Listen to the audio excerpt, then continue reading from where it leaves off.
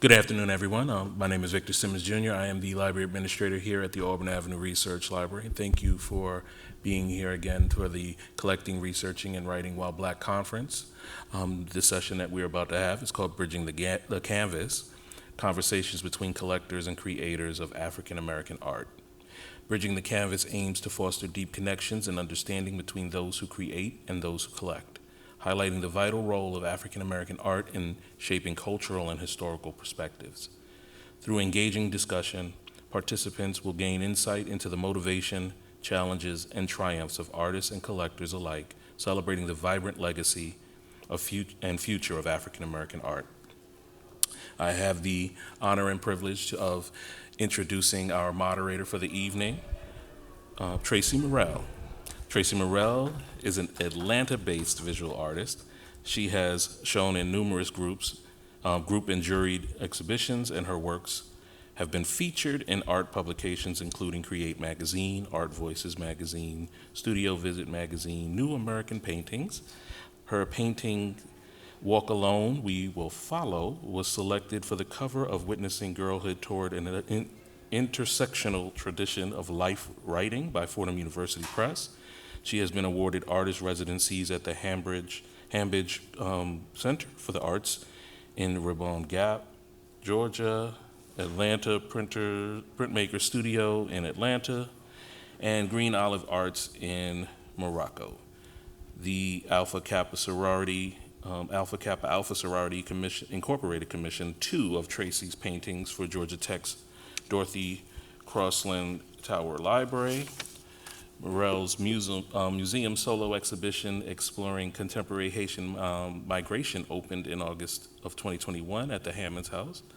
Her curatorial work can be currently seen in our Carrie McFeeters gallery exhibition entitled Her Stories, By Her, Of Her, For Her, a celebration of artworks from Auburn Avenue Research Library's permanent collection. Morrell's work is included in various private, corporate, and municipal collections. Please join me in welcoming the moderator for the evening, Ms. Tracy Morrell.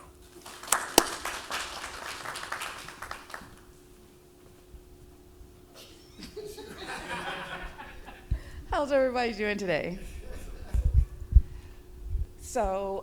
This is going to be really an intimate conversation, and I put emphasis on conversation. So to my immediate left, I have the wonderful artist, art teacher, collector, George Gilbreth, with his beautiful wife. And to my far left, I have the phenomenal Fahamu Peku and all of his amazement. And I would like for each of you to, tell us a little bit about yourself.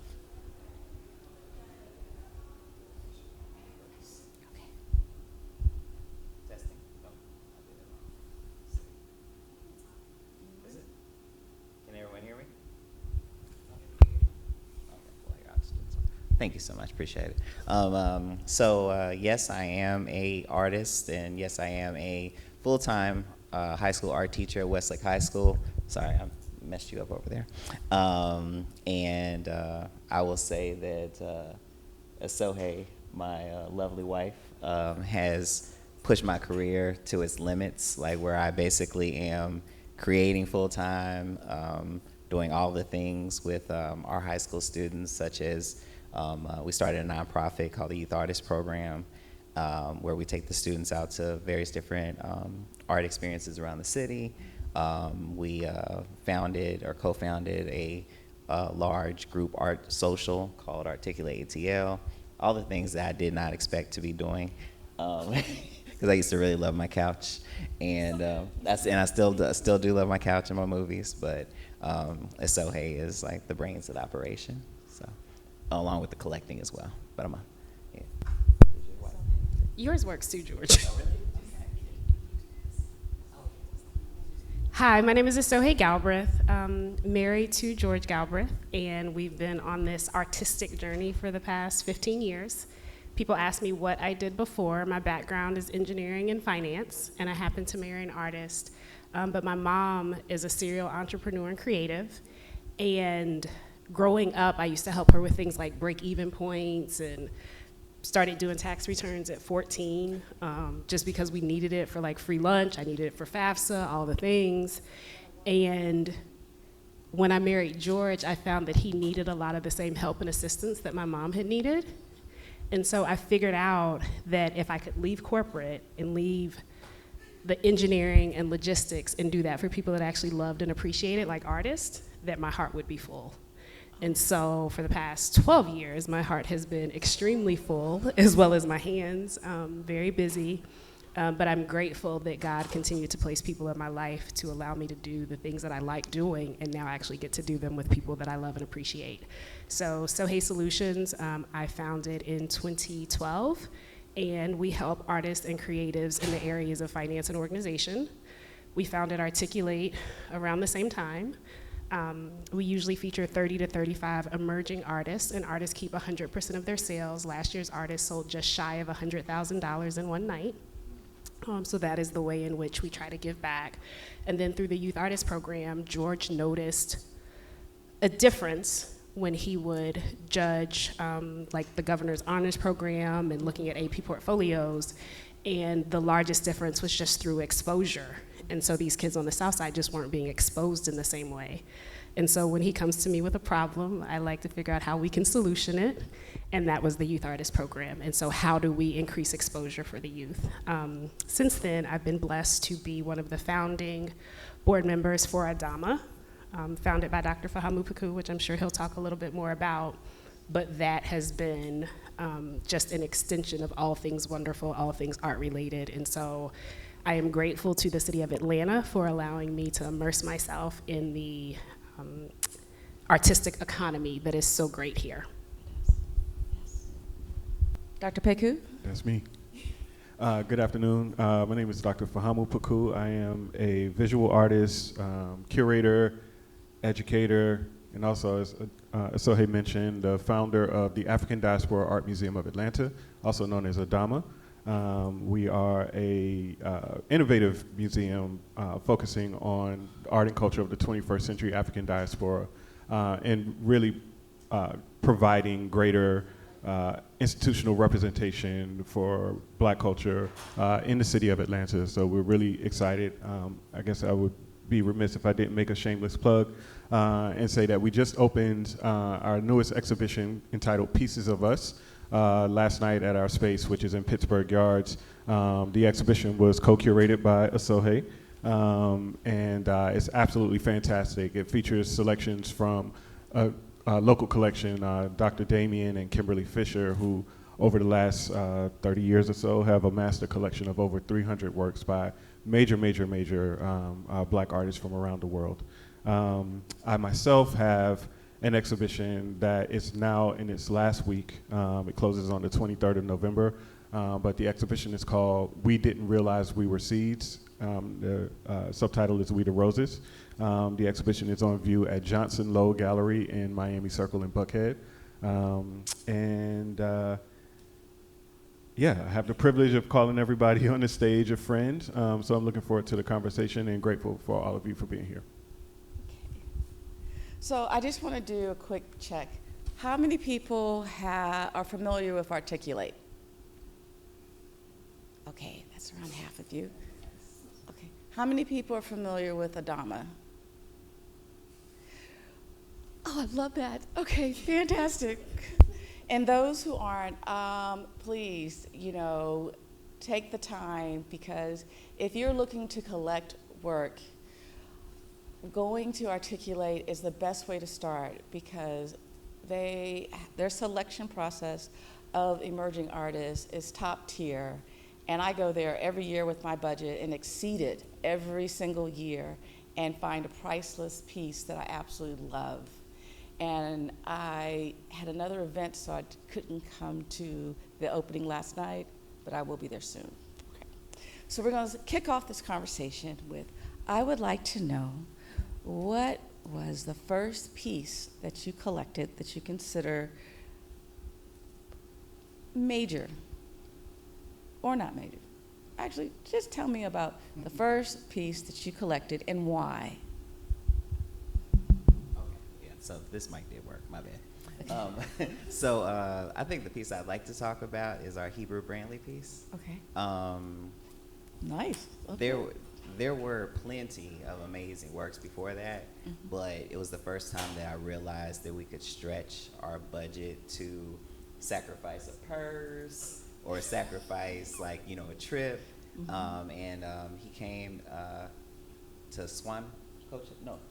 Chastain. Yeah, man, that was, gosh, probably 2016. Okay, she's my memory, of course. Of course. And I was looking at the prices, and I was just like, man, the works in here like $30,000, $40,000, $50,000, and in the corner there were these two small works, and we've come to call them givebacks, the smaller pieces or the more affordable pieces in a space that an artist basically wants to get to the common folks. And we stretched our budget. There was only one left, and Jeremiah Ojo actually said, hey man, his work is gonna be amazing. It's already amazing, but it's gonna appreciate. And we liked the work, and we stretched for it. And to this day, people ask me if the house caught on fire, what piece would you grab? Now, mind you, I would grab yours, I would grab Fahamu's, I would go back in the house a few times. But I would probably grab Hebrews first, because I know it could pay for a lot of those renovations. Yeah, so that was pretty cool. That felt good. So, hey. So you would think that we're not even in the same house with the way you answered the question. But the most memorable piece for me, and it was the first piece, George was working on a triptych, and it's the jazz musicians, and he was working on the pieces, and when he was done, I said, we can't sell those are mine. And he said, what do you mean I can't sell them? I make work and then we sell the work. And I said, well, not these. This is something I want for me. And it took him a little while to understand it, but he's like, oh, okay. And so I remember we were living in Alpharetta, and I placed, we had put them on, they were in our living area, but I would sit there working because I was still at my full-time corporate job, but we had started Sohei Solutions, so this is 2012, 2013, and I'd be up until 12, 1 o'clock in the morning working on this second thing. And I would look up at those three jazz musicians who looked like they were loving life, doing their best, doing what they wanted to do with a certain level of freedom. And I felt like they were speaking to me, this is gonna be okay, this journey you're on. And so I still often think of those pieces as not only being the beginning of our collection, but they were the beginning of my comfort in leaving my corporate space. Oh, I love that. For me, there's two pieces that I would like to talk about. The first piece that I collected that I really felt like I was doing something serious is a piece by a really fantastic artist named Pamela Fatsimo Sundstrom. And Pamela is from South Africa. We did a residency together in Panama, and I just fell in love with her work. She's an impeccable draftsman. Her drawing is just out of this world. And it's a very simple piece of a figure with a kind of swan head coming out of it. And I love that piece so much. It's the first adult, piece of art that I acquired. And then when earlier this year, when one of my daughters moved out into her first, well, not her first, but her first big girl apartment, this piece used to hang in her room. And so she was like, can I take that piece to my new apartment? It will set my apartment off. And I was like, no, you can't take my piece to your apartment. But she begged and begged and begged, and I finally relented. And then I cried. And I cried. Because that piece was so it's special to me. But also, it's one of those things where you realize the art that you buy and you live around and you live within, it also becomes impactful to your family too. And it, becomes significant to them. And so, while I did cry, I did let her get the piece. But the other piece that I wanted to talk about is a piece by Big Chief Melanson, who's a amazing artist. He's one of the practicing Mardi Gras masking Indians, but he's also the first from that tradition to make the leap from the masking tradition into the fine art world. And he does these really amazing tableaus and portraits only using beads. Wow. So it's hand stitched, and it's amazing. But he did a piece that was a tribute to Barclay Hendricks, who's one of my favorite painters. And when I saw the piece, I was like, I gotta have it. And when I saw the price tag on it, I was like, my wife is gonna kill me. But I bought it, and it hangs in my house proudly. It's one of the first pieces, again, that I spent significant money for. But I'm so glad I did, because maybe 2 or 3 months after I bought that piece, he sold a piece at an auction for Sotheby's for almost $250,000. So what I paid for it is a steal compared to what it would be worth today. Oh, that's wonderful. And I have to share my first piece of my collection. And it's an Albert Chung photograph. And I exhibited his work at Hammond's house. And before we had scheduled the exhibition, it was on Facebook. It was the cover of my Facebook. And so we had communicated on that. So when I booked him for the exhibition, I was like, and you're bringing that one, right? My favorite one? He's like, yes, because I already know where it's going. It's going over the fireplace and everything. And so he brought it. And then we got the exhibition hung. And I was like, so if your curator was interested in purchasing, I was pulling out every single kind of anything that helped me, was interested in purchasing that piece, what kind of a payment plan would she be on? And he put me on a payment plan. And it is in my bedroom. And every time I walk into my bedroom, I look at that piece, and I am just filled with peace and just wonder and yes. So, the interesting thing is that when we collect work, each piece has such meaning to us. And I think that's one of the keys about collecting, your reasoning for collecting.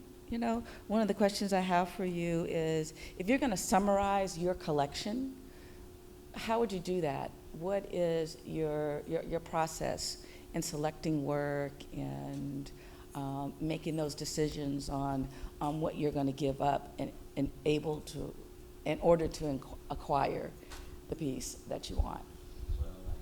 Sorry. So Sohei, with her love of numbers, makes magic happen out of my teacher salary, and I honestly think that she should answer that question because anytime I want something, I say, how is this going to happen? And she works out a plan. So what do you think? No, we start our top of the year with a budget. So because of so much of the work that I do is in the finance space, tax season, the beginning of the year, that is where 80% of our income comes from, right? And so the budget happens before that starts, right? And so we had decided when I was leaving the corporate space so that I could feel more comfortable that all of our bills could be paid by George's income. So in terms of what our mortgage looked like and our car payment and all the things, that would be George's income. And any money that I made, we could do fun stuff with it. So we could buy artwork, we could travel with it, we could go out to dinner with it. That was what I could bring to the table, and it took a lot of pressure off of me initially. As we've gotten used to the income, right, then some of the pressure has returned. George likes very expensive trips. So he likes first-class flights. He likes 5-star hotels, and things became more and more expensive. And what's wrong with that? No. Nothing at all. Nothing at all. I've come to enjoy being able to travel with George, right? Yes. But Me too. the budget is created, at the top of the year, and the budget includes artwork.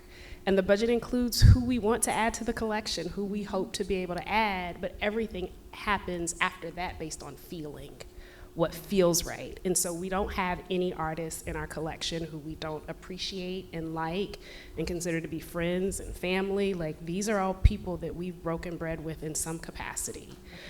They all have ties to Atlanta. So even the Hebrew Brantley piece was like, oh, he went to Clark. He spent some time in Atlanta. Like, that was, I know that he may be Chicago's son, but that's not the way we view him as a part of our collection and what he has meant to Atlanta and what Atlanta meant to him. So that's a little bit about, like, our. I love that. Okay. Yeah. Can I add to that? Absolutely. And thank you for getting it started. And as we were collecting, many of our collector friends and mentors explained to us, like, hey, maybe you want to plan out like what your purpose is as a collector, right?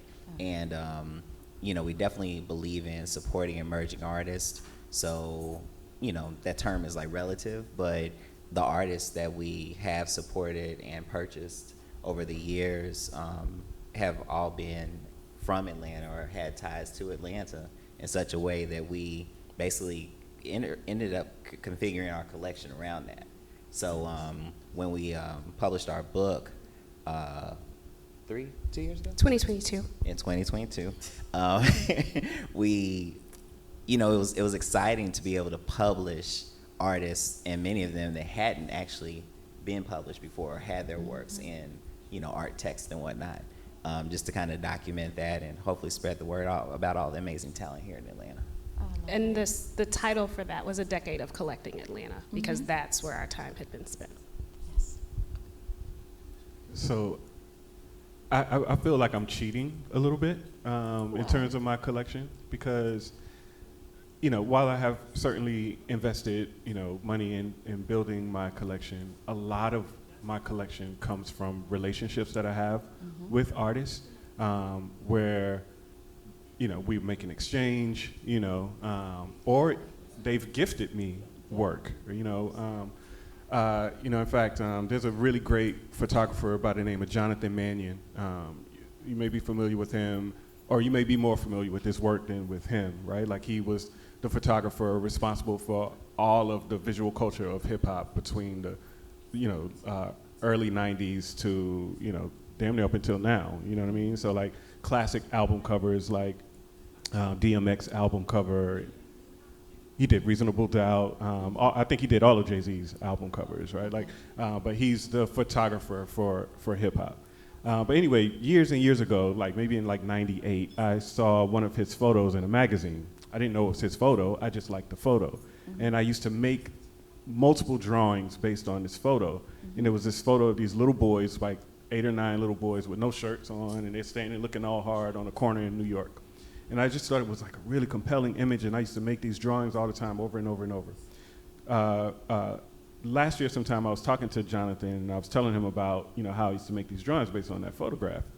And, I was traveling, for a couple months earlier this year, and I came home, and there was a big package. And I opened it up, and inside was a signed copy of one of these photos, 30 by 40 print of the photo, signed by Jonathan. And it like I have a lot of art like that, you know what I'm saying? Like, so like major pieces by major artists, but they were gifts to me, or they were trades, like I have a Kerry James Marshall that I got as a trade, you know what I'm saying? So, I feel like I'm cheating, right? Like, but a part of the story of my collection, however, is that it's based on real relationships that I have with artists. It's like a collection of my colleagues and contemporaries. While I think there's always a lot of conversation about how much money a person spends on art and how much the art is worth, for me, the value is really in those stories that I'm able to tell, or those experiences that I'm able to recall when I walk through my house and I see these works. Absolutely. Yeah. Bahama got those real give back pieces. I know. I like Yeah. that. Yeah. That's awesome. So, do you know how many pieces you have in your collection? I know I have enough now that my wife is like, if I bring another thing home. So, you said you do know. Yeah, we have just over 200 pieces. Okay. And how are you inventorying them? How are all 200 pieces up in your home? Yeah. Okay. All right. Okay. I have issue with, and this isn't shade to anybody else, but it's not how I would want to live. I wouldn't want to live with artwork under my bed. I wouldn't want to live with artwork that people can't see. And so when we get to that point, George's mom has a piece of work that used to be like center in our living area, right? I'd rather somebody else live with it than it live underneath my sofa in a closet. So no, in terms of inventorying, at first there was simply a Google spreadsheet, Yes. and the naming convention was how we titled the images of the work. Okay. But since then, we're grateful for Artwork Archive. It just makes things a whole lot easier. Okay. And Fahamu? For as much as I have advised and talked to people about using Artwork Archive to catalog their collection, I have not done that for myself yet. And I really do need to, document. But again, it's I'm not as organized. I don't have an Asohe quite yet. You kind of do, though. Like, you kind of like. But no. All of my stuff is up where you can see it, Okay. and I have, several pieces that are also in my studio that are part of my collection as well, including a couple of Hebrew Brantleys, because Hebrew and I used to share, we used to share a studio, like that's my dog. I'm often discovering works like that, like I was cleaning out my storage and I found the 2 Hebrew pieces that I have in my collection, from back in the day, so And I have a lot of I stuff can like help that. you clean out your storage next time also. But no, I do have a lot of stuff because I don't have the space to put everything up, I do have stuff in storage and, Okay. Things like that too. Okay. And the work that you have in storage, how is it packaged? It's either boxed or crated. Okay. So that part I do take quite seriously, like Yeah. the preservation and maintenance of work. Even my own stuff in the studio, if it's not actively, showing or traveling in or out, it's in a crate. It's, bubble wrapped. It's packed up neatly so that it doesn't get damaged. Okay. So if you were going to use 3 words to describe your collection, how would you describe it? Ooh, I don't know if I can limit it to 3 Okay, words. 3 to 5 Okay. or 6. Let me see. Reflecting the arts ecosystem. Oh. Yeah. When we look at our work, we have everything from high school students at Westlake, okay, to former high school students that are now at SCAD or, at whatever institution creating, to emerging artists that have kind of just hit their 20s and their stride, to 30-somethings, all the way to people that are mid-career and kind of reaping the benefits of all that talent and skill and knowledge. So yeah, I think it has the whole gambit. I appreciate that. Mahama? Black. Like,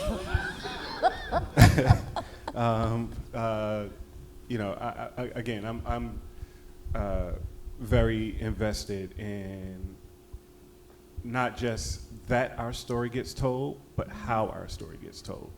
Right? Even in my own practice, I'm very intentional about the ways in which I think about the impact of visual culture, and the stories that it tells. Oftentimes stories that are told beyond the limits of words, right? And so, how a person begins to see themselves, how a person begins to think about themselves, is oftentimes informed by visual culture, not something that someone told you, not something that you read in a book, but things that you see that begin to help you shape and form and determine your identity and determine yourself. And so I'm very, conscious of that, even in terms of the artwork that I have in my home. I want, my children, our guests, to see and feel seen, in our home. that's great. I think, I guess I wasn't thinking in terms of like phrases, but a few words would be Black, Atlanta, and family. So the artists that are a part of our collection, like it really represents this Atlanta family of artistic genius that we've been blessed to be a part of. And about 95% of our collection, again, the artists do have ties to Atlanta. That's wonderful. So what advice would you offer to someone who is looking to either start their collection, start collecting art, or to expand upon their collection? Finally, a question I was ready for. Okay. All right. Thank you, appreciate it. No, you've been stretching me, you know.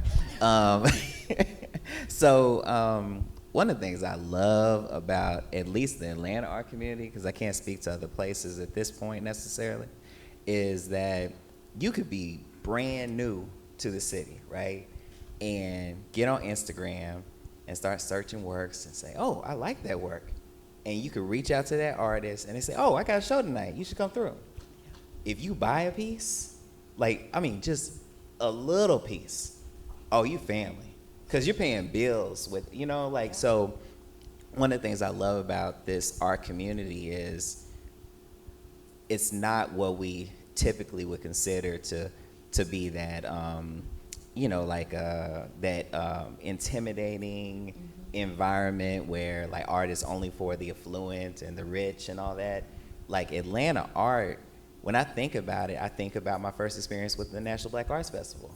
Like walking and there's like thousands of works everywhere by us, And I believe that people can literally come to this city and like you too can be a collector, right? And the moment you purchase that piece, oh, they're gonna invite you to birthday parties. They're gonna be like, yeah, you should come to my next show, And I mean, you will instantly have a social life. And I mean, you shouldn't rely on artists for that, but I think it's beautiful that artists are so inviting. Like, I think that, I just think that anybody that's interested in collecting can start wherever they are and just like take that leap. And the moment you do, you good. We are very fortunate because there's other cities that I've gone to, and one of the first questions I ask is like, where are the Black galleries? Well, I think there's one over, like really one? And it's really just a single gallery or two.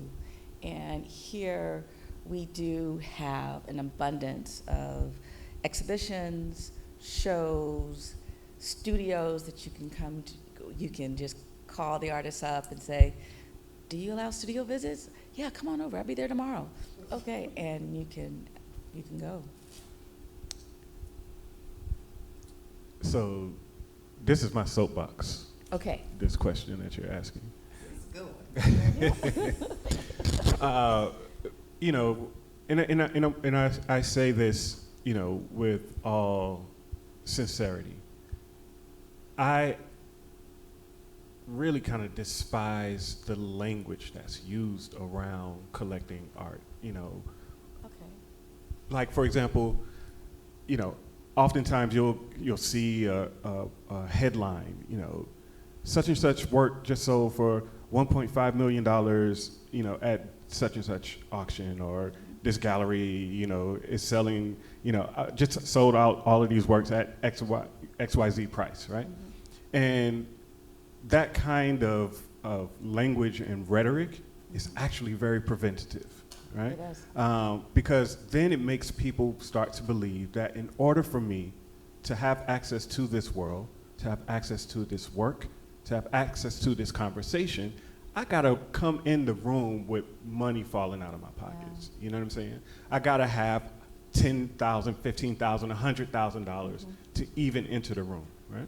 I heard someone compare art collecting to wine, once, right? You ever been someplace and somebody's talking about wine and they're like, yes, you could get the notes of the such and such, and and there's there's a hint of blah blah blah, and you can feel the grapes in the winter and the ice of, and you're like, this just tastes like wine, And the thing is, it's like art is very similar in that way. There's people who become gatekeepers who talk about art in a language that, again, makes it feel inaccessible, but it's really, really absolutely not. And George said it best, get it where you live. Yeah. Start small, start modest, buy what you love. That is just simple as that, And sometimes it don't even have to be buy. What do? Oh, I'm a therapist. All right, bet. I'll give you 4 sessions in exchange for, you know what I'm saying? Like, there's all kinds of ways. I've been doing, at my practice for over 25 years. And to this day, I have people who have been telling me for 25 years, one day I'm gonna buy one of your paintings. And I'm like, today's a day, right? And if you keep waiting, it's gonna keep getting more and more difficult because, the truth is art does appreciate in value, right? Like, it does go up in value. But again, like this idea that one day, when you gotta come in one day with your pockets overflowing in order to have a conversation with me, it's in some ways it's kind of offensive. Like, you didn't even ask how much this was. And if you were really interested, if you were really serious about buying something, if you're really serious about acquiring something, let's have a conversation. It's not that hard, It's really not that hard. And so, I'm always, adamant about that, with aspiring collectors, but also with the students that I mentor or artists that I mentor, is to think about how you can position yourself that not only will you make your work desirable and have your work remain competitive as your career grows, but you can also cultivate a community of collectors around you. So if you come out the gate, you still in grad school or you still in undergrad and you're talking about selling a painting for $15,000, best of luck to you. You might sell it for $15,000, but that'll be the first and the last. Yep.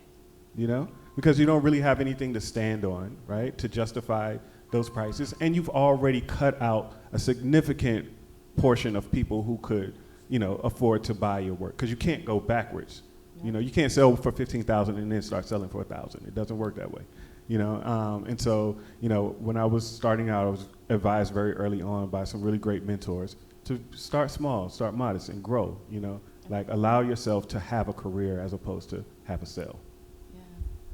I know that I was reading something right before I get to you, and they were talking about with the art market changes, there are so many young artists that their first shows out of grad school had their work going for $100,000 and $250,000, and now everything's different, and their lives have been totally decimated. Yes. Yeah. Some are leaving because they don't know how, they can't handle it. And as an artist who started selling her work and as an artist who started giving her work away, and to my best friend was like, hold up, we have your work. We got it for Christmas, we got it for weddings, we got it for, every baby shower, everybody got a piece of your work. Okay, it's time for you to be in a gallery. And she set it up for me. And she's like, show up on Tuesday, take all of this, don't be late. And that's how I got my first show. That's what's up. And invited all my friends, and they invited their friends, and work sold, and I was like, oh my God, I'm an artist now. Oh my God. And that's my money? Oh, that's great. And that happens so often, but then you have these artists that in the last few years have been kind of coming from a different school, and their work was elevated to the price to where they are not recovering. Yeah, to your point, there's a really fantastic article in the New York Times that came out about a month or so ago. Yep, that's about that same thing, particularly as it relates to Black artists, Yes. right? Because in 2020, when the world was trying to be all, inclusive and everybody had a DEI something or another, right? Like, they started, talking about and trying to, like, feverishly selling Black art and trying to find the youngest Black artists that they could exploit, essentially. Yeah. And when the wheels went flat on that, bus, then they left all those kids hanging, Yeah. and now they can't really compete because they don't have the credibility, they don't have the reputation, they don't have the track record, to They don't justify. have the experience. Right. Yeah. When you're selling your work at a group's an organization that you want to support, and you're having those conversations, you're learning the skills to talk about your work. When you have someone that comes in who's going to represent you and is presenting your work at a high level, when that's taken away from you, you don't even know how to, communicate. So, hey, what were you gonna say? Nothing about that. Don't want to disappoint. I'm sorry. I was just going to go back This is to a your conversation. question about collecting and how to get started. Yes. And so for me, one of the things that we wanted to inspire within others, right? So we say that we collect locally, but we're inspired internationally. And we were having a conversation with Floyd Hall, and he said, what is local to you is international to somebody else.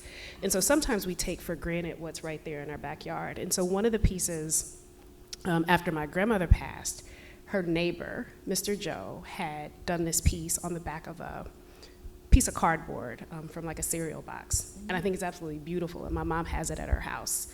But how many Mr. Joes, how many family members, how many cousins, friends, who do this art thing who would love your support, and not necessarily like at this high dollar value amount.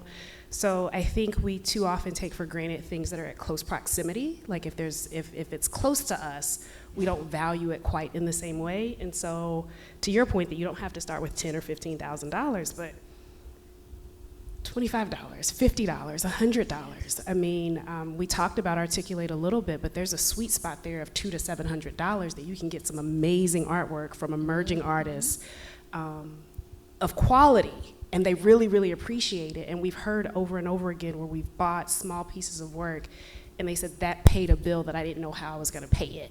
Or I was ready to give up and go get a job, and you bought this piece of artwork and it let me keep going. Or my wife was telling me to go get a job, and because I sold this piece of artwork, she saw what I had been feeling about my artwork.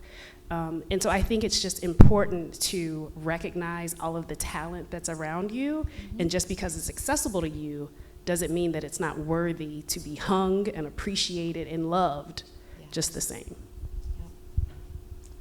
I would like to open this up for questions from our audience. Yes. There's a mic.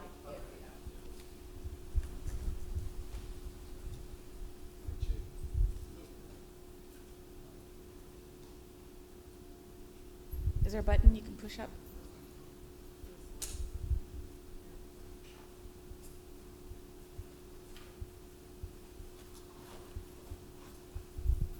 Do you have the other? Oh, yeah. Okay. Hello. All right. Good afternoon. Hey. Good afternoon. My name is Charles. So I have a question about, do I got time for 2 questions? Yes, you do. Okay. All right. So my first question is, how many artist friends do you have that you haven't purchased their work, and for either you didn't like it or you couldn't afford it or whatever, and do you feel guilty about that, and how do you go about addressing that? Okay. And but how do you still support them? And then my second question, I guess that's 2 questions. My second question is, Atlanta is like #1 for raising a child and great in entrepreneurship, and we have all these Fortune 500 companies, but we're like last in like art funding. Yep. How can we encourage or entice that funding to go up? Like, what argument could be made to convince the people who getting all this income through all these other means to support the arts? Thank you. Okay. If I may, I'm going to start with your second question.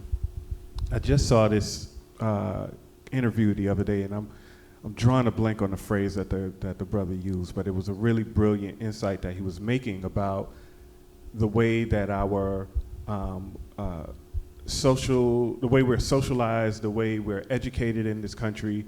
It really focuses on like labor and production, right? Like you're doing stuff, but moves away from any kind of appreciation of culture, right? And so you have people who are trained and have these amazing jobs and making all this money, but they have no relationship, they have no understanding of, they have no real true appreciation for culture, right? Because we don't teach art appreciation in schools. We don't expose kids to the arts in ways like a lot of other countries do, right? And so I think a part of the challenge really is around having people like, like everybody on this panel, and I'm assuming everybody in this room, because you're here, because you're interested in art, becoming advocates, for arts at a really, really early stage. Not just when you get money, but how many of you take your kids to museums and galleries on a regular basis, right? Like, as opposed to just expecting the school to do it. How many of you have art books in your house, that your kids can just flip through? Like, I got interested in art from reading the encyclopedia. You know what I'm saying? Like, I never went to a gallery or museum until I was in college, right? But growing up, I used to flip through encyclopedias and just look at the art, look at the pictures, look at the image, you know what I'm saying? And so those kinds of things are important because they create a kind of contact that becomes ingrained in you. It becomes a part of you. And so when you get that Fortune $500 job, you know what I'm saying? Then you're like, oh, art is the next step. This is the next thing that I want to do. Yeah. And one of the things I like to add to about that, I feel like Atlanta during certain points in history has been on the world stage, right? Even recently and whatnot. And I've lived here almost 20 years now, so I say it's home, right? So I say we don't like being embarrassed on the national stage. So like when I think about like all the development and money that went into changing Atlanta for the Olympics, all for good or bad, right? All the development that's going into Atlanta, getting ready for the World Cup. I do feel like the art fair that was here recently, the byproduct of that is going to be that we're on the world stage, and we're already starting to see people come from outside of Atlanta to Atlanta for the arts. Like, okay, what are y'all doing here? I do feel like the city and government are going to have to catch up with that. And I think the money is going to come behind that in a way, just because people are going to want to invest and get ready for that influx of attention. Yeah, so. No, and I think, again, we look at what's close to us and we don't appreciate it like we should. And I think the city of Atlanta, the state of Georgia, that can be very true. I think there are times when, one, Black people are very resourceful, right? Like, we know how to make a lot with a little. Artists are very resourceful. They know how to do a lot with a little. In Atlanta, you have the intersection of both from a creative and a Black perspective. And so I believe that the city and the state as a whole have become, they're spoiled because they get a lot without having to give a whole lot. I don't believe that changes without our voices. And I don't know that we have collectively come together in a great way just yet to demand the change that we really deserve as an art community. I think there's something there. I do want to answer your first question about how many artist friends we don't have. They're not many. And sometimes I wake up at night thinking about the artist friend who we haven't purchased yet. But those purchases are based on feelings, like when it feels right. So it's on our mind, it's on our heart.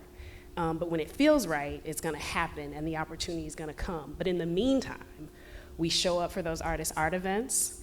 We share those artist art events. I will send an encouraging text to let them know they're on my mind and on my heart, and I hope they're doing well, even if I haven't seen them. Those are the ways in which I hope we continue to encourage those artist friends when we don't have a piece of their work yet. But there are not many of them. There are really not many artist friends who we don't have their work yet. And I feel awful. I like, as soon as I go to an art exhibit, I'm like, oh, there they go again, dang. And it's like, I love you, and I just have not seen that piece that I love. But I love you, but I do feel awful, but. And George, so we have one artist friend. There was a piece that I wanted. I wanted a copper piece. And George said, we can't afford that thing. So stop talking to that person about that work. Because he said, every time you see him, you say something about this copper piece that we can't afford. And I said, George, no, like I'm keeping it at the top of my mind. I want it at the top of his mind. And this is going to be a real thing. And in 2021, we made 11 payments for that copper piece, and we have it. And it took a while. And George, again, told me to stop talking to him about it, but I believed that if I stopped talking about it, I would stop believing what I knew to be possible and what I knew to be close. So. Okay. Thank you so much for this panel. This has been, what I've been able to catch of it, it's been really, really cool and exciting and informative. My name is Shady Radical. I actually don't know if you remember, but I purchased your book from your trunk at an art show, like out of your trunk. Do you That's so remember that? Atlanta. I see you. Yeah. I was like, you got that book? He was like, actually, I think I got some in the trunk. So thank you for that. We got some in the trunk today, if anybody needs one. I actually was wondering about that book. It's an exciting time for Black collectors. We're seeing a lot of Black collectors. We have Alicia's and Swiss's collection at the High. Can you talk a little bit about publishing that book, publishing artists' work, and the impact that it's made on your collection and the artists? Just a little bit about that process. It was the hardest thing I think we have ever done in our marriage. And I just didn't know self-publishing was like that involved. It was so many hours of work, right? And it's crazy because it's other people's work, but it really was a huge investment of time and energy and money and love. And I know I think a lot of us know when you are in those textbooks, those art books, there's no telling where that book's gonna end up. And it being on the right person's coffee table or in the right school, or down at Westlake now we have a curriculum for it about teaching kids about the value of artwork and kind of claiming or identifying that value for yourself. Those things are priceless, and we have no idea what that impact is gonna be long term. But yeah, I feel like it was worth it. Right? Was it? Okay. No, I agree it was worth it. And George says that it was the hardest thing that we had done in our marriage. And I will just say up until that point, because we've done some more hard stuff since then. But it was important. And I think it's important to tell your story without waiting for somebody else to tell your story for you. I think too often we are waiting for permission to share what we believe is important and of value to us. Our collection is important and of value to us, and I think and hope that other people have been inspired to start their collections or to continue their collections. I think that it's a great reference point for emerging artists in Atlanta, people that you might not know, people that you may know, work that you're like, oh my gosh, I didn't know that that artist did that work. And so it was an important piece of work for us. And our collection is kind of like our baby, right? Like we haven't birthed children of our own, and our collection has meant a lot to us. And to be able to purchase works from George's former students, who are now 30 years old, right, with families of their own, it's something special. And I hope that those who have the book have appreciated the effort that went into it. I do. I do Thank too. you. Thank you. Next question. Hi, good afternoon, everyone. My name is Sasha Jalan. I'm a fine art photographer as well as a professional archivist. I have two questions for you all. The first was, what kind of advice would you give to artists like myself for initiating and building meaningful relationships with collectors and galleries? And the second question is for the artists on the panel. What are your boundaries and standards for when it comes to collecting and selling your work? Is it just based on whoever's willing to pay that price, or is it more about the kind of relationship you have with that collector and what your plans or goals are for your work and where you'd like for it to be seen or held? Thank you. Okay. Who wants to take that one?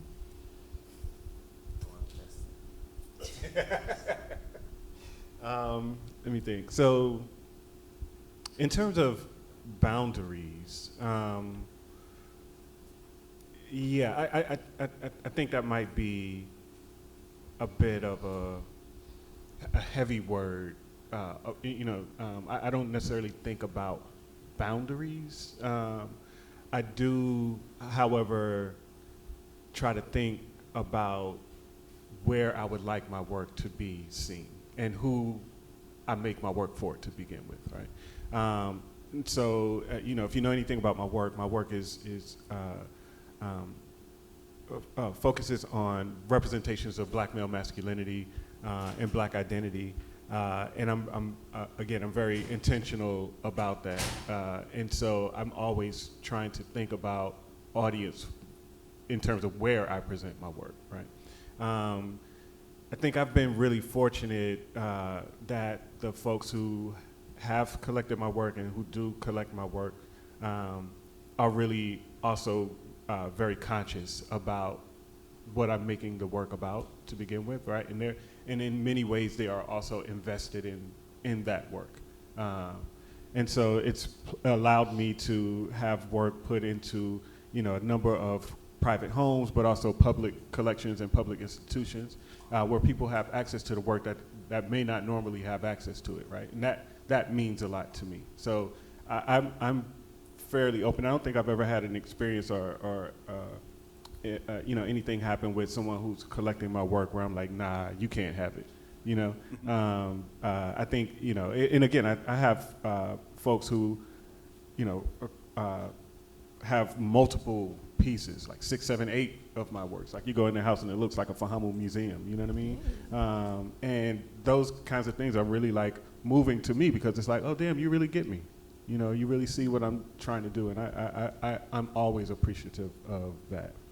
To your first question about advice for how you build relationships with collectors, I think, your description of what you do alone is really powerful, right? Like there's a lot of people who, consider themselves photographers or documentarians, but you described yourself as an archivist, right? Which means that it's not just a matter of, recording, but you're also thinking strategically about how this connects to a greater narrative and greater history. And I think that kind of language is important for collectors to hear. Again, the exhibition that we're showing at Adama right now with the Fisher collection, it's the first time that their collection has ever left their house, right? Wow. And so, when we went in to begin selecting the works for the collection, we realized they didn't have any documentation of their collection. They didn't have a lot of the records for their collection. And these are major works, right? Like by major artists. And the opportunity that exists, and this is one of the great things about Atlanta not having as robust of an arts ecosystem as some other cities, is that a person like you can really position yourself to become an authority and to become a resource in this community for helping folks document their collections, understand the importance of it, understand how their collection connects to Clark Atlanta's connection, connects to Emory or Georgia State or even here at the Auburn Avenue Library, right? Like someone who is an archivist is informed enough to also help take a person by the hand, take a collector by the hand and walk them through what the significance of their collection is as well. Want to add something? One thing I would like to add is also you were asking about galleries. Show up. When they have, so showing up on openings is great because you meet the greatest amount of people, but showing up for artist talks are even better because then you learn more about the work that is in the exhibition and you have an opportunity to probably have those one-on-one conversations with those who are also at that artist talk. And there are very few galleries here that don't want you to come by. They all want you to come in and see their work. And if you come in and you don't feel the love, then you don't come back. Next question? Yes. Good afternoon, everyone. Appreciate you all being here. Two quick things before my question. First, I wanted to acknowledge the fresh footgear across the panel. Number two, I think the term that you were looking for that describes the not having appreciation for culture might be Philistine or Philistine. Might be the term you might. No, it was something. I'm gonna find it. It's in my phone, but I'll find it. But and then my good friend Derek Bozeman, he's the keynote speaker He's a big art guy. He would probably have a lot to say about this discussion, and I know he appreciates the work of Mr. Cecil Bernard here in Atlanta. So, but he's a big art guy, so he might say something about it. But this is my question, Lady Isohe. You talked about those things that are in proximity. I wanted to talk about my dad. His profession is he's a retired attorney. He's like 82 years old now. He's not the man he was. He's dealing with dementia and other issues, but he was also a contractor. He's one of those self-made men where he was dropped out of high school, 9th grade, but he basically built himself into, he became a contractor. He's one of those people that can just do all kinds of stuff. He's an autodidact, teaches himself. We wonder growing up, how does he know how to do all this stuff? And he just taught himself. And one of the things he did, he taught himself to be an artist. He could draw, but he became a painter. He taught himself how to paint. He watched the guy on TV with the afro. I can't remember him. What his name? Bob Ross. Yeah. He never took a class, and he started out drawing. He would take Ebony magazine. If you're old enough to remember, you probably remember a picture of Sammy Davis Jr. on there with it's a famous photo. He would paint Ebony magazine covers. He would take pictures of like my grandmother. He would sketch them out and paint them. Long story short, he's not at home now. He's not able to live at home. But we're clearing out the house and trying to get the house organized. But he has all of this artwork, these things that he painted. Now, there are things I saw him paint when I, walking through the house, going to football practice, going to school. Oh, what's Dad doing? There's things I saw that he painted. But we're finding a whole bunch of stuff that he painted. Amazing work. Now, you all are talking about real art, which I appreciate it. And I'm not saying my dad's art is not real art, but he has done some amazing work. And my question is, what are some recommendations on what to do with this work? And that's my question.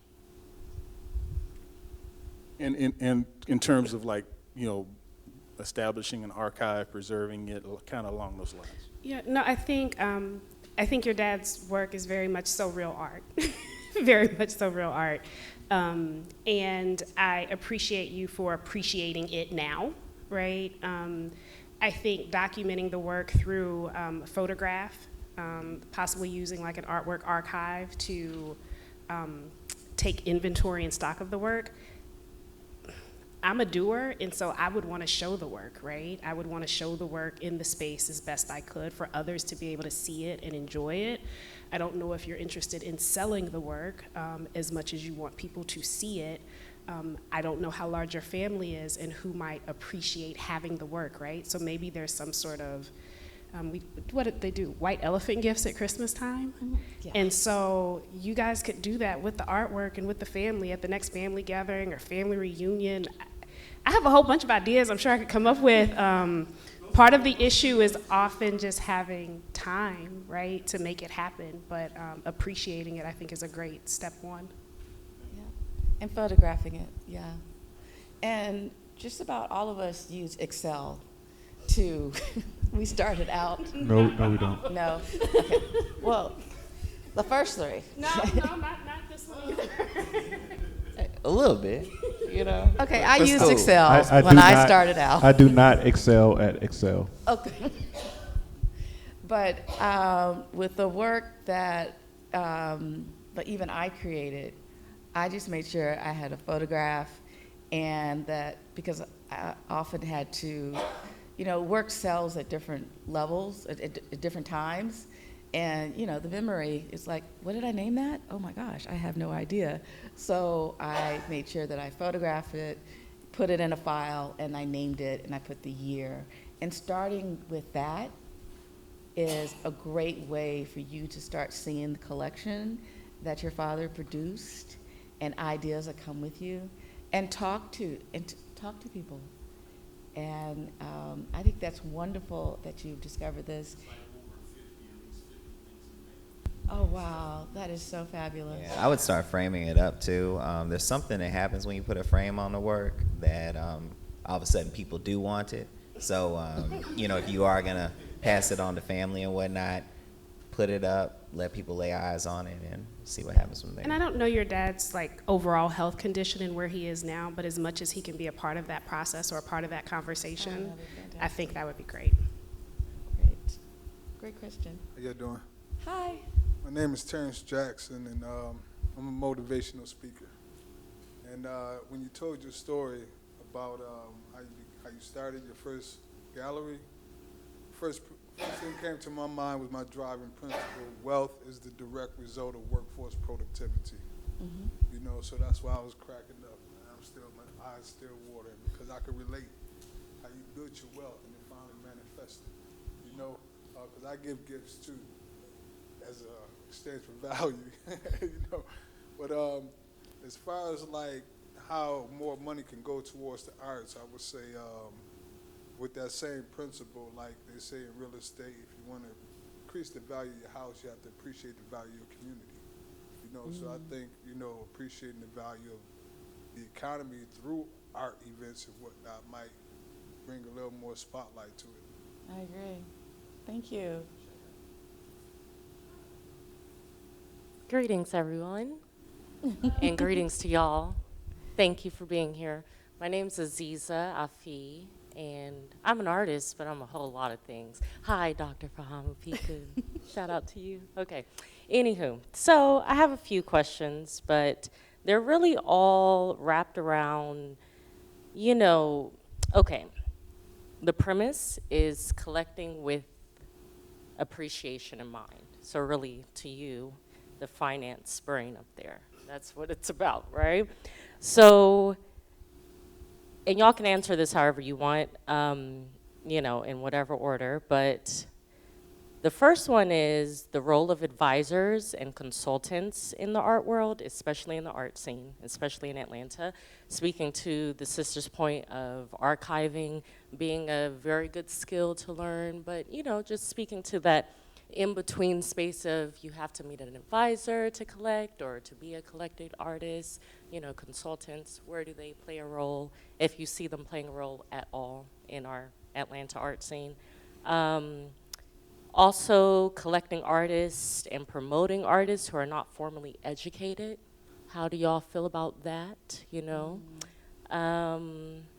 And I would also say, any advice you have for artists who have, I guess, taken a sabbatical from the art world, I'm going to call it a sabbatical, but have taken a lapse of some sort, 10 years, we're talking long time. What do those folks do? How do they rev themselves back up, And just really get into the art world rather than just being, at their house in the studio doing their best, right? So yeah, those are my questions. I can get on the last one because my memory's short. But no, I actually was not creating when I met Asohe. She didn't even believe I was an artist. She was like, what do you mean? Like, there's no artwork in your home. As a matter of fact, other than other artists. I had other artists work up in my home and not my own. But nonetheless, I was burnt out from grad school and just wasn't creating. And I won't say marry your muse because, that's a lot. But I will say associate with people that can be your muse, right? Or, even if we're just talking to anyone out there, right? Somebody that can push you and get you off of your couch into this creative space, I think is necessary, and some of us don't have that self-motivation to do that. And so I think that surrounding yourselves with muses is a good look. I think immersing yourself in the art community is a good one. So for somebody who doesn't have a background in the arts, right, coming from a finance space, an engineering space, a very number space, I have been really blessed with amazing art experiences. And every day I'm able to grow and learn, and Atlanta has a wealth of opportunities. And so if you found yourself kind of slipping out of that space, just jump right back in, show up in Castleberry, show up on Peter Street, go to Zuccotti next week, come by Adama. You know, like there are all sorts of things that I think you can find yourself in, and hopefully something is sparked when you show back up in those spaces. I'll just add to that. You know, I think something that's important to note is regardless of your journey, right? Whether you are a collector and you're thinking about working with an art advisor, whether you are an artist who doesn't consider themselves formally trained, whether you are someone who has taken a sabbatical for 10 years or whatever it may be, I think we have a tendency to think that the career of an artist is a linear trajectory, and it's anything but that, right? You can be as successful as you want to be out of the gate, and then the bottom can drop out. You can be ignored for 40 years, and then one day somebody's like, you know what I mean? Like there's no, it's really honestly like, in many ways, no rhyme or reason to how it works. It's the only thing that works is consistency, you know? Like once you decide that this is what you're going to do, you just gotta keep doing it, you know? My mentor, Arturo Lindsay, used to always say to me when I was a student, there's no such thing as luck. You have to be prepared when your opportunities come. And I didn't understand what that meant until the opportunity presented itself to me and I was prepared. And I was like, oh, this is what he was talking about. But I'll share, you know, a quick story, you know, again, thinking about this idea of an artist taking a sabbatical, right? You know, in 2010, by that point, I had shown my work around the world. I'd been in numerous like magazines and books and, you know, major shows and major collections and da-da-da-da. But in 2010, I was flat broke. I mean, broke. Like, you're talking about thinking about getting a job. Like, I was, you know, the National Black Arts Festival was happening that summer, and they had an event where they were giving, you know, this like giving recognition to artists who had like major impact on Black culture, you know. We're talking like Betty Starr and, you know, Thornton Dowell and you name it, like a who's who of artists. And they reached out to me and asked me to be one of the presenters of one of the awards, and they were going to give me a check for $100. That was all the money I had to my name, and I didn't even have the check yet, right?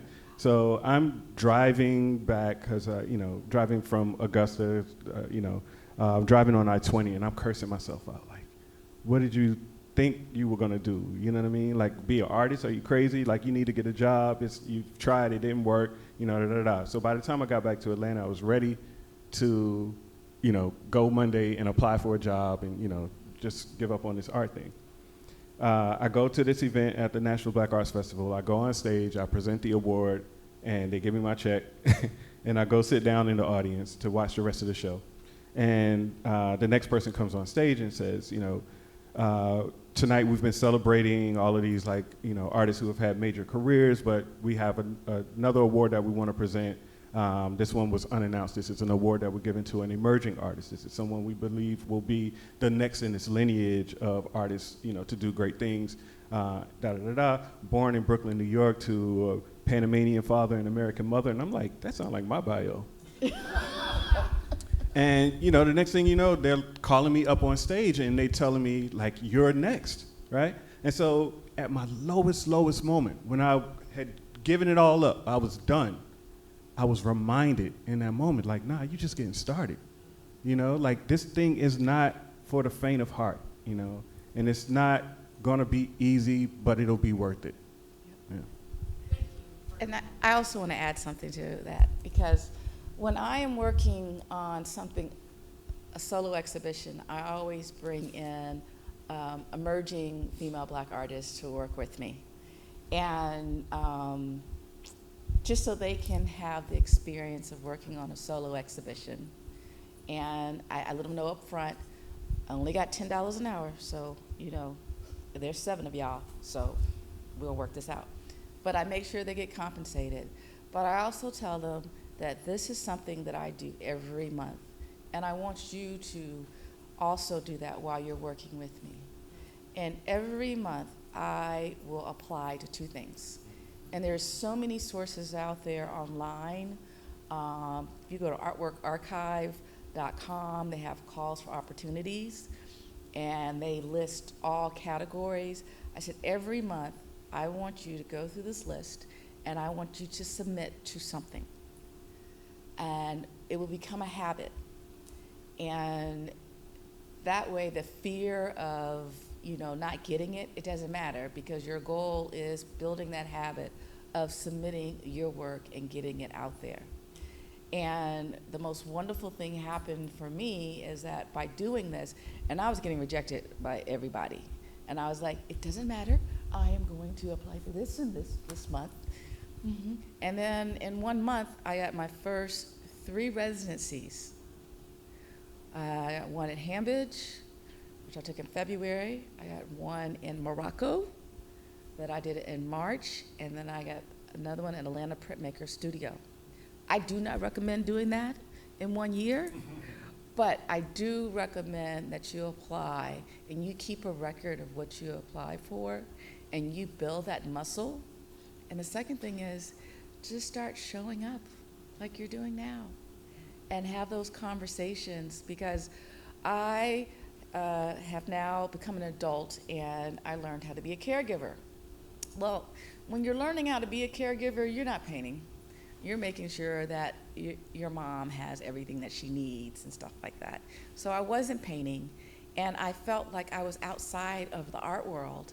And when I got back in my studio, it was like, no, Tracy, you got 78 paintings in here that you need to sell, and you need to get back into it. So you're never out of it. You just have different priorities in your life, and those priorities you learn how to manage, and then you get back on track, and you keep moving, because it is a journey. I really wish it was a linear journey that went this way, but unfortunately, it does this, and sometimes it goes this way, but just keep doing it, because if it's your passion, it makes you happy. You're welcome.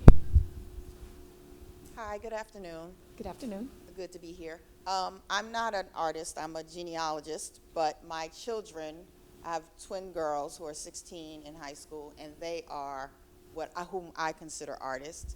They go to School of the Arts at Central Gwinnett, majoring in visual arts. But I'm finding that they are very, very connected to the digital artwork, even though their classes are photography, sculpture, digital, all of the platforms.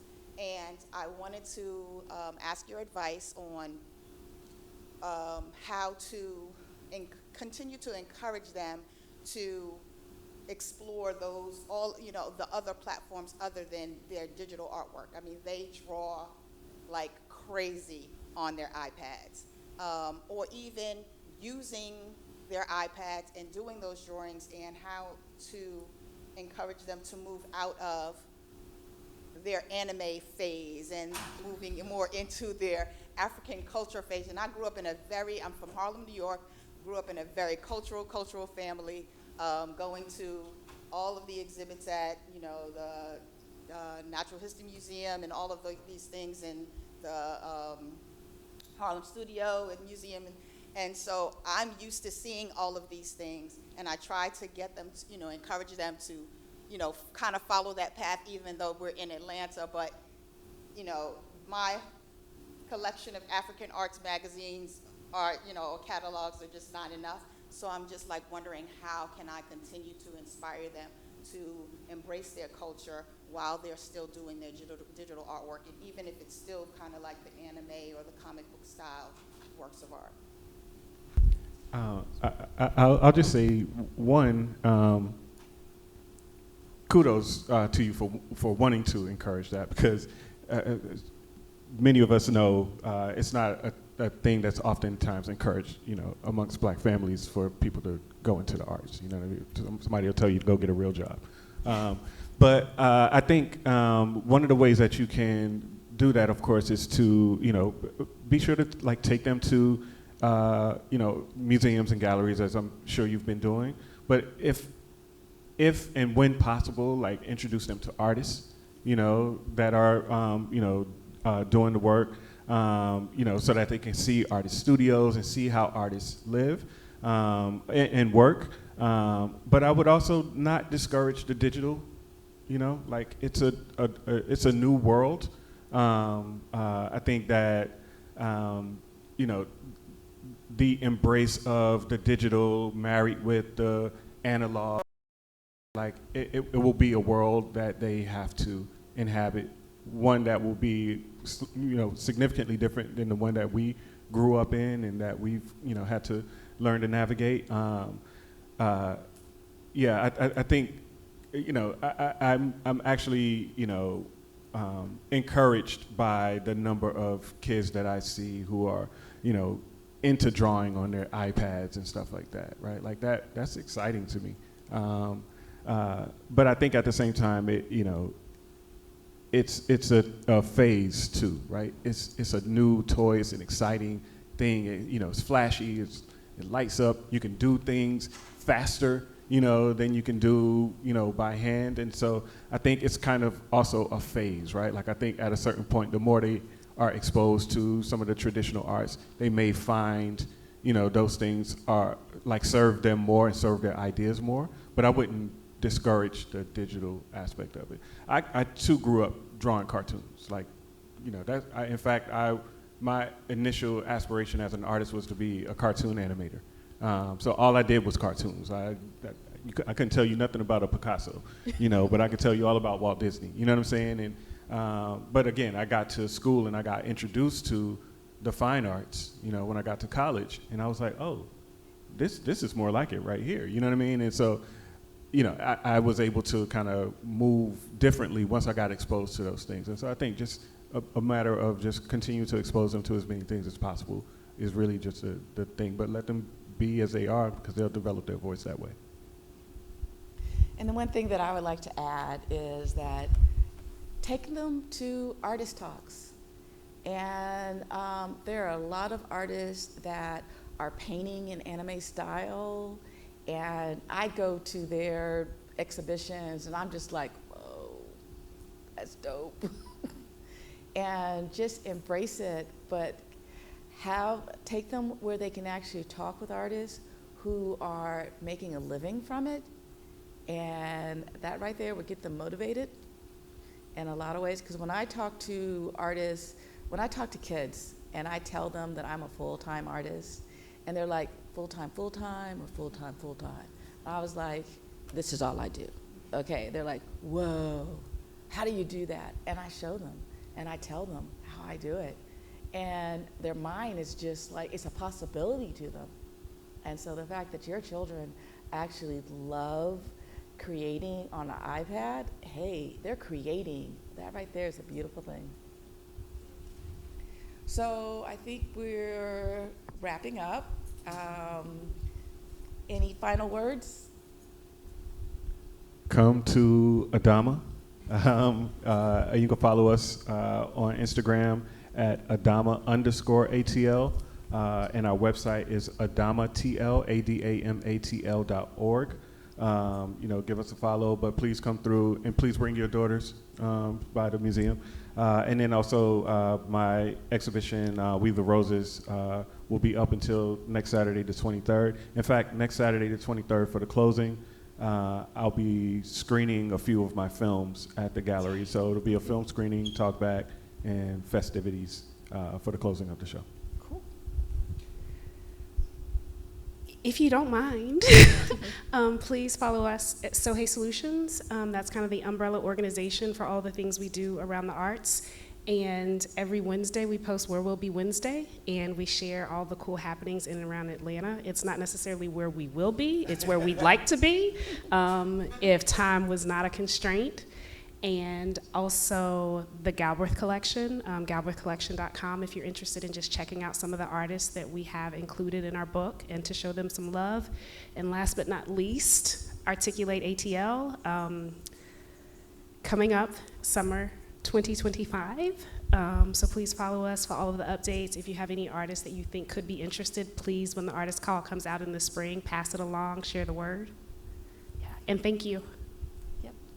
And you can follow me at tracymorel.com. And I'm in the process of adding the new work on the website, so I'm really excited about that. All right. While you're following everyone, you can check me out at georgegalbraith.com, or I live on Instagram, George Galbraith, and yeah, we got Instagram for all of our pages. Yeah, so cool. Thank you. And we appreciate everyone who came today. Thank you.